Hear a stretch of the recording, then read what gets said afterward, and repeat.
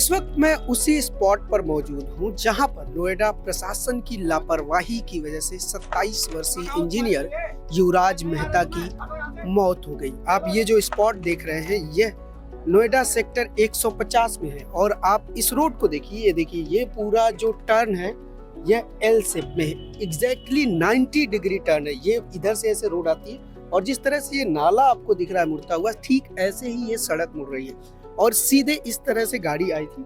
और आप देखेंगे कि ये देखिए, यहाँ पर कोई बैरिकेटिंग नहीं था। ये बैरिकेटिंग अब लगाई गई है। ये जो आप देख रहे हैं लोहे की, ये पहले मौजूद नहीं थी। तो यहाँ से गाड़ी सीधे आई।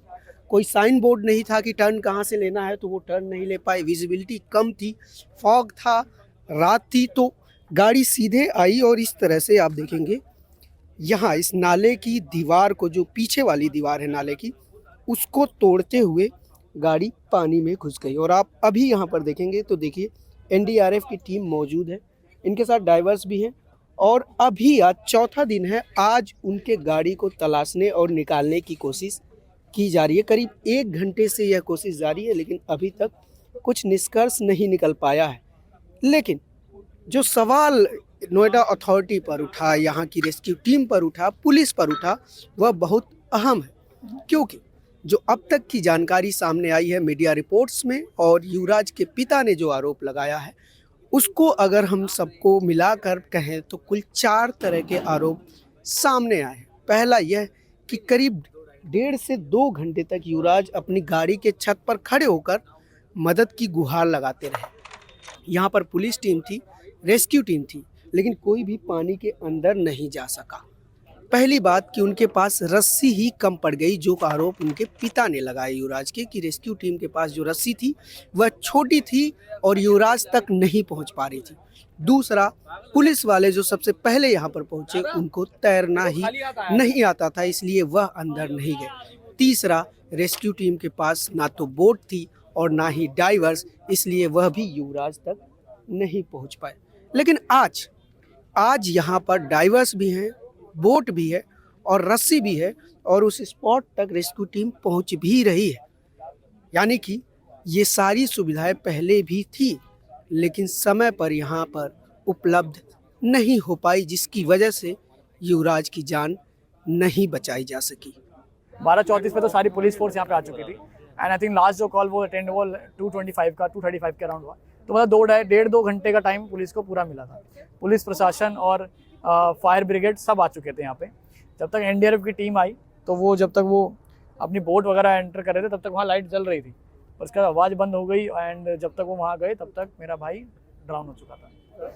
जी, मेरे भाई से बहुत बातें होती थी एंड मैं बहुत क्लियरली इसको स्टेटमेंट बोलना चाहूँगा इस बात में, ठीक है। हम शायद चैट्स वगैरह में व्हाट्सएप पे आप देख सकते हैं। तो वो बहुत ही ज़्यादा इस चीज़ में था कि इंडिया के अंदर डेवलपमेंट, इंडिया के अंदर प्रिकॉश सेफ्टी मेजर्स बिल्कुल नहीं है। उनकी दीदी खुद यूके सेटल्ड है, तो उन्हें पता था, तो वो भी खुद सोचते थे कि कहीं ना कहीं भी एक टाइम पे आके हम लोग सेटल, हम यूएस पापा के शादी वादी के बाद हम चले जाएंगे। वो खुद कहते थे कि यहाँ पे ना सड़कें हैं, ना फैसिलिटीज़ है, टैक्सेस इतने ज़्यादा पे करने होते हैं, हर चीज़ दिख रहा था उन्हें, ठीक है। तो बट ठीक है, उनके फादर ने अकेले थे, मॉम उनकी नहीं थी, तो फादर के लिए ही रुके हुए थे कि ठीक है हम आराम से रुकेंगे, करेंगे। और जिस तरह से मेरे भाई की जान गई है वो बिल्कुल सही कह रहा था। उसे बहुत पहले ही समय निकल जाना चाहिए था और वो वैसे भी बहुत कम सोशली बाहर जाता था। वो अपने काम से काम रखता था, अपने घर आता था, फादर को टाइम पूरा देता था वो, ठीक है। तो it's a total failure for system. Sir, जो लॉस है वो इर्रिपेरेबल है, ठीक है। और उनका सब कुछ था, वो उसी के लिए जी रहे थे। आज मैं आपको बताना चाहूँगा, वो रात को भी सोते हैं तो उनके मन में एक ही वर्ड होता है कि उन्हें बच्चे को बचा नहीं पाया। पत्नी थी, वो कुछ साल पहले चले गए, एक चोट लगी थी और अब ये जो गहरी चोट लगी है वो कभी रिप्लेस हो ही नहीं सकती उनके लिए। और वो इतने ज़्यादा दर्द में रहते हैं कि मैंने भरोसा किया सिस्टम पे, मैंने भरोसा किया पुलिस पे। मैं एक बार को अंदर जाना चाह रहा था लेकिन उन्हें जाने नहीं दिया गया। मुझे तैरना नहीं आता था, वरना मैं ही कूद जाता। और मेरी वो उम्मीद पे, मेरा बेटा और उनकी उम्मीद पे कि पुलिस वाले या फिर फायर ब्रिगेड वाले कुछ करेंगे और मेरा बच्चा बच जाएगा, उस उम्मीद में वो सिर्फ खड़े रह गए। सोचने वाली बात है कि जब युवराज डूब रहे थे तब शुरुआत में नोएडा पुलिस उनकी मदद इसलिए नहीं कर पाई क्योंकि नोएडा पुलिस के पास जो रस्सी थी वह छोटी थी। और अभी आप देखिए कि अभी यहाँ पर नोएडा पुलिस और प्रशासन के आला अधिकारी जब आए हुए हैं तो यहाँ करीब 60 फीट लंबी रस्सी का एक सिक्योरिटी घेरा बनाया गया है और इसको पकड़कर खड़े हैं 15 से 20 पुलिसकर्मी। यानी कि जब यहाँ पर आला अधिकारी आ रहे हैं उस स्पॉट पर, तब पुलिसकर्मी भी ज़्यादा हो जा रहे हैं और रस्सी की लंबाई भी बढ़ जा रही है। लेकिन युवराज को बचाते समय पुलिस 30 फीट लंबी रस्सी का इंतजाम नहीं कर पाई, क्योंकि जहाँ पुलिस खड़ी थी और जहाँ वो गाड़ी थी उसके बारे में बताया जा रहा है कि करीब 30 फीट की दूरी थी, लेकिन पुलिस की रस्सी वहाँ छोटी पड़ गई। 15 दिन पहले इस इंसिडेंट से जस्ट 15 दिन पहले यहाँ पे एक ट्रक था, वो भी बंदे को ऐसे ही लोगों ने, जो ग्रामीण लोग हैं या यहाँ पे वर्किंग है जो लोग, उन्होंने यहाँ पे उसको बचाया। ट्रक भी, आधा ट्रक अंदर चला गया था। यहाँ पे ऐसी घटनाएं काफ़ी हो चुकी हैं। उससे पहले एक कार भी थी, लास्ट ईयर भी एक कार ऐसे ही गिरी थी वहाँ पे, तो वो लोग भी चोटिल हुए लेकिन बच गए। तो यहाँ पे सेफ्टी के लिए कोई साइनेज नहीं है, कोई साइन बोर्ड नहीं, कोई रिफ्लेक्टर नहीं है, कोई डिवाइडर नहीं बनाया गया।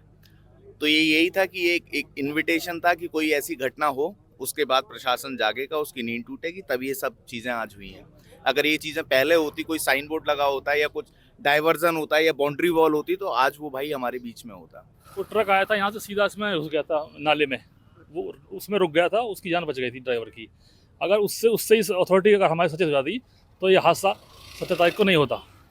अगर किसी मुख्यमंत्री जी का बेटा होता तो ये अब तक सारा रिकवर हो गया होता। प्राधिकार को, नोएडा अथॉरिटी को कंप्लेन दिया गया था।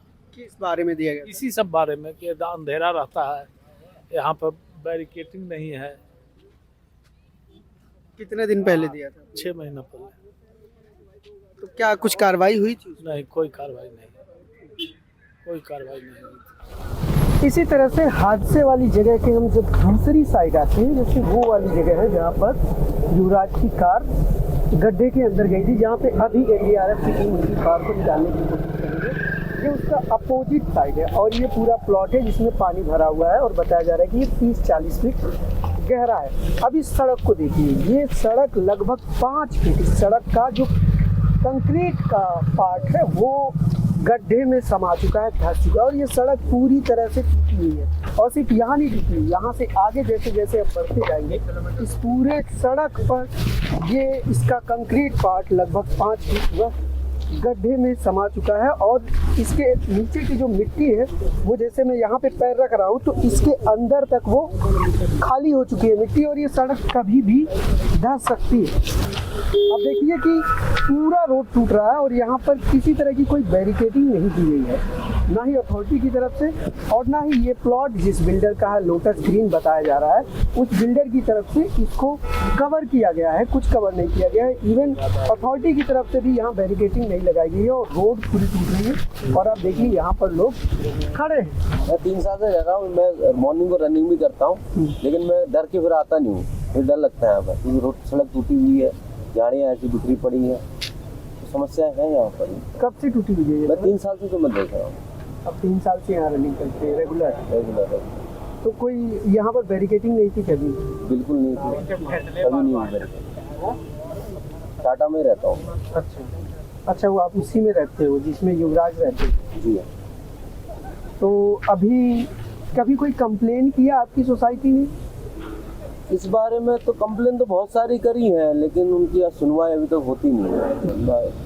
अथॉरिटी के जो हाथ में, पूरा सेक्टर अथॉरिटी के हाथ में, क्योंकि इसका रेवेन्यू अथॉरिटी को ही जाना है। जब रजिस्ट्री होगी तो पैसा आम आदमी के हाथ में तो नहीं जाएगा, वो पैसा किस पे जाएगा? अथॉरिटी पे जाएगा। अथॉरिटी ने ही यहाँ की प्लॉट की बिडिंग कराई है, वो पैसा किसके पास गया? अथॉरिटी के पास गया। किसानों को मुआवजा देकर ठीक है, मुआवजा दिया, लेकिन उसके बाद जो है लैंड को हाई वैल्यू कीमत पर किसने बेचा? बिल्डरों को अथॉरिटी ने बेचा। रजिस्ट्री के बाद पैसा कहाँ जाएगा? प्रशासन के पास जाएगा। तो जिम्मेदारी प्रशासन की है कि नहीं ठीक ठाक करना? ये आम आदमी की आवाज़ ही समझो। मैं इसको देख रहा हूँ, मैं किसी नेता अभिनेता या किसी कार्य क्षेत्र या किसी ऐसे पार्टी से बिलोंग नहीं करता। आम आदमी, मेरी सोच जितनी है मैं उतना ही बोल रहा हूँ।